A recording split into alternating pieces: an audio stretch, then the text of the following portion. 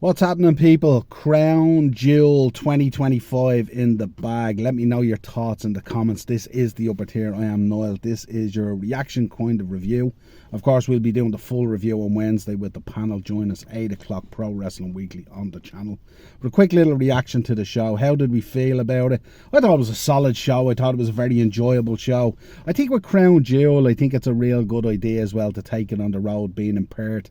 The ladies can wear their ring gear, all that kind of stuff. You don't have all those stipulations coming out of Saudi. And I think the more they don't associate it with Saudi, just that as a bona fide PLE, I think it will work better for them. I think there's a cohort of fans out there that don't tune in for that reason, stuff like that.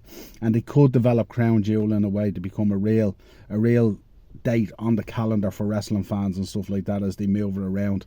In terms of the pay-per-view itself, again, let me know your thoughts. Started off with the big dog Roman Reigns. What an aura he has. Bronson Reed coming out as well. The hometown fans not on Bronson's side at all. He had to work hard and stuff like that, playing up to them and stuff like that. I don't know about you guys, maybe I'm a traditionalist, and we'll talk about this as we go through the reaction as well.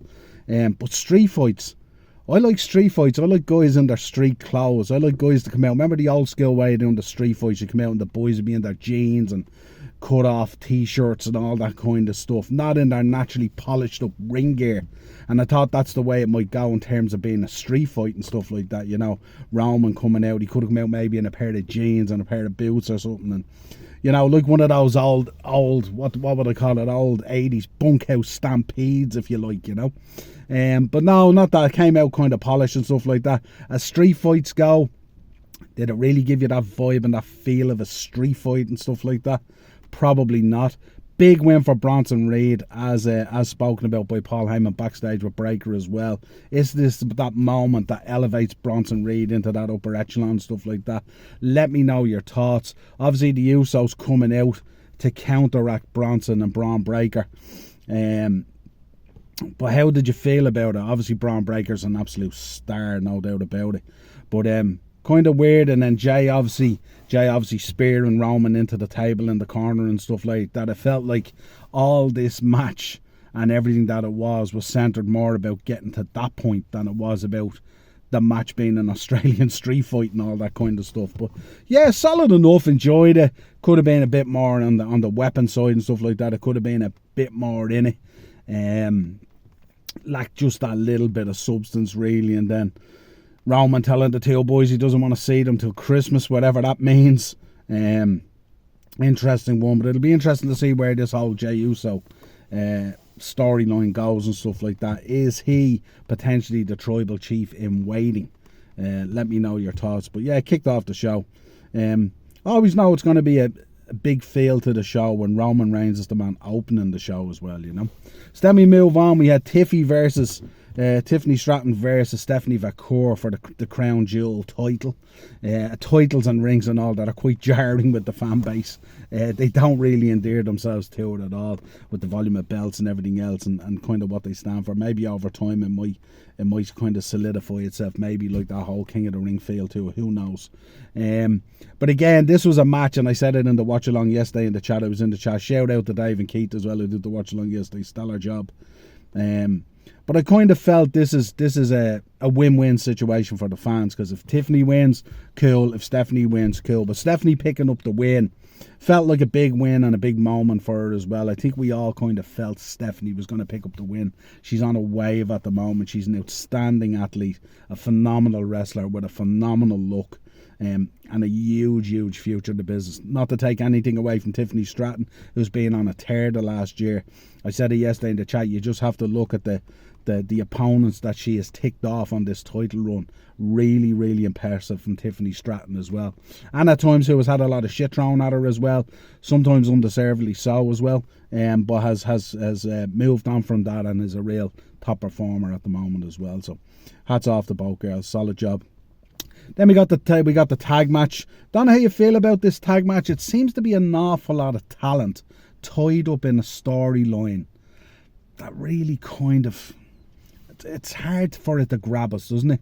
I'm a huge fan of the Kabuki Warriors, Io, Carrie and Asuka. Phenomenal athletes, unbelievable wrestlers, phenomenal look and all. I thought it was cool when Asuka started using the mist and stuff, a la Tajiri and stuff like that. I thought that's really cool. And it's a real heelish way to go when you kind of spit something and spit mist. It's as low as it gets, isn't it? But I thought with this again, Rhea seems to be the anomaly in this as well, because if you think of Rhea over the last number of years, how she's become such a megastar and stuff like that. And it just feels like over the last 6, 7, 8 months, whatever it is, they've just dampened it right down, dampened it right down. And obviously she was huge. It's Australia, it's Perth, home girl kind of thing, you know what I mean? So got a huge pop, had a great entrance and stuff like that, an entrance fitting for her and stuff like that. But just, she seems to be kind of it feels like the odd one out, or it feels like her talent could be best served somewhere else than in this storyline. Let me know your thoughts. But obviously her being involved in it, along with the 3 girls, brings a lot of voice to it. So maybe that's their pitch, and maybe that's where it's going. So it'll be interesting to see Rhea picking up the hometown win, just like Bronson Reed as well in the first match as well. Interesting as well that both hometowners picked up wins as well. Normally you either get one or the other, but listen, they got both got over the line.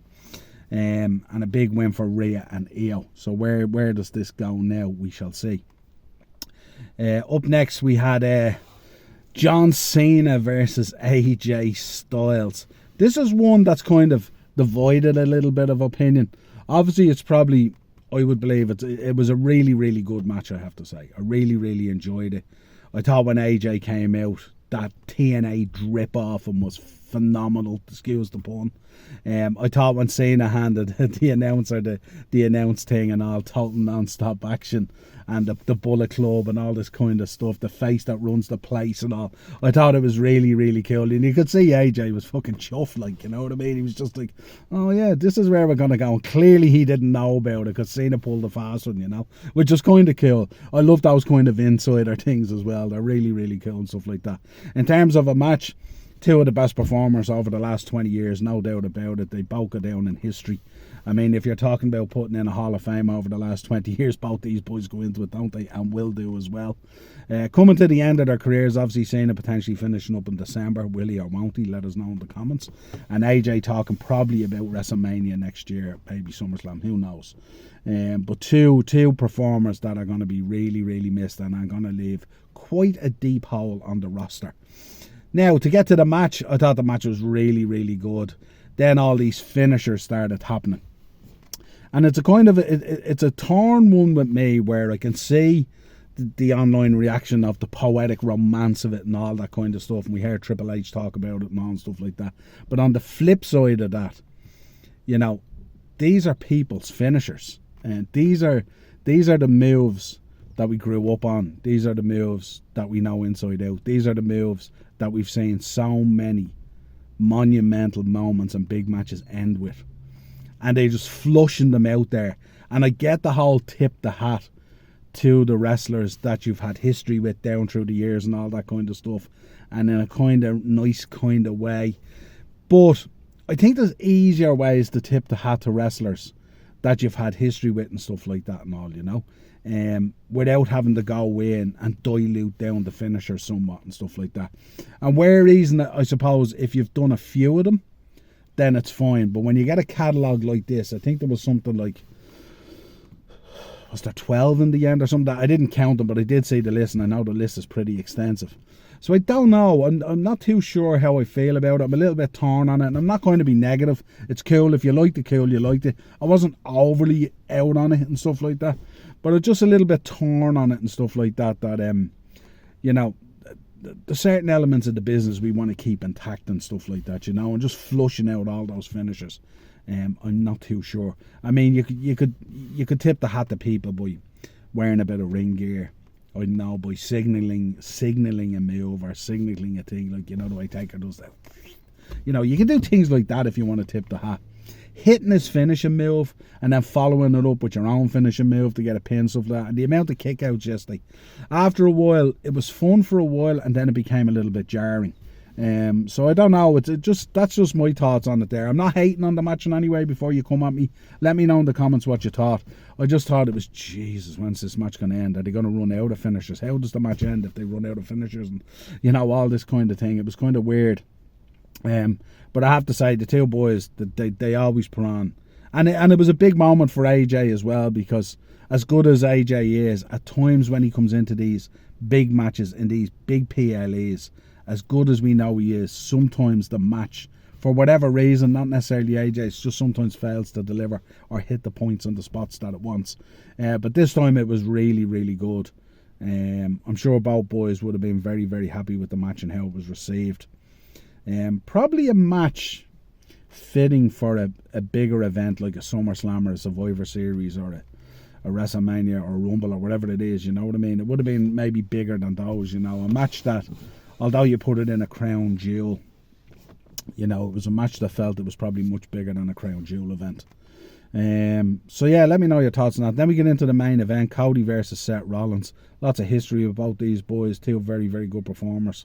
Two guys right at the top of their game at the moment. So brilliant to see Rollins coming out. Cody, first of all, coming out in the new gear and stuff like that looked really, really cool. Nice look to it and stuff like that as well. Rollins coming out with the gear, and the gear is a mixture of all his gear that he previously wore and lost into Cody Rhodes. So that was kind of cool. So this is what I'm talking about when I talk about AJ and Cena. If you want to tip the hat to someone, wearing that mix of ring gear would have been a tip to Cody Rhodes, a tip of the hat to Cody Rhodes. So look, you beat me 3 times, and here's the definition of it, you know. So maybe they could have done something like that. I don't know. Let me know in the comments. But I thought this match was absolutely sensational. Some of the moments in it, the coast to coast was insane. The curb stomps were insane. The only thing I felt about this match, and maybe Heyman did us dirty on this, was I kind of thought there might be something at the end of it. And between the pin and between the presentations and everything else, and we know Crown Jewel normally goes off the air with the women's and the men's winners in the ring with the belts, with the rings, all that kind of stuff, the pageantry of it, as they say. But I just thought I felt maybe something might happen. Obviously Rollins was going to be the nailed on winner. Cody won it last year, and they like to share this kind of thing around to build that kind of legacy and stuff. But I just felt, because of the length of time it took, I thought something might happen. But nothing really happened. They spent another, whatever it was, 10-15 minutes through the whole finish and the pageantry and everything else and the music, and then eventually it went off air.